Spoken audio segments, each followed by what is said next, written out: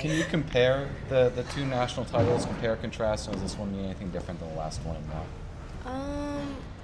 Well, to me, they're both national championships, and they're both very, admirable, and they both have their, very good moments. I was very happy with last year's, but I'm also happy with this year, and I think it showed that you can come back after a little mess up or a little mistake here and there. But I was really happy with my performance this year and last year, so I feel like I'm really happy with both meets that happened.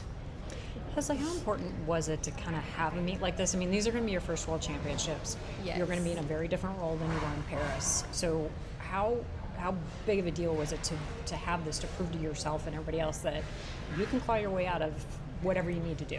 Yeah, I think it just shows how strong I am mentally, because physically everything's there. But the mental aspect of things is definitely where it's at. You can't really do this without having a strong mentality.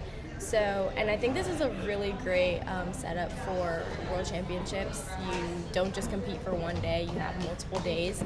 And even though you do have more meets at Worlds, this is a good setup. You are a little bit tired day two.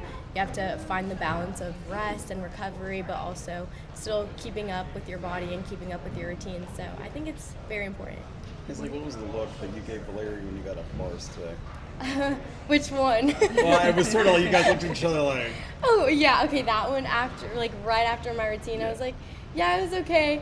I made it through, but it wasn't my best routine. It was a little bit wonky, halfway through, but I pulled through, and I'm happy that it all went well. I mean, it didn't bleed into anything else. Just like the other night after bars, it didn't bleed into something else. I mean, Yeah. do you think it's something, as you've matured as a gymnast, that you've just gotten better at sort of compartmentalizing? Yes, I think just kind of moving on after an event is very important, no matter how good or bad it was.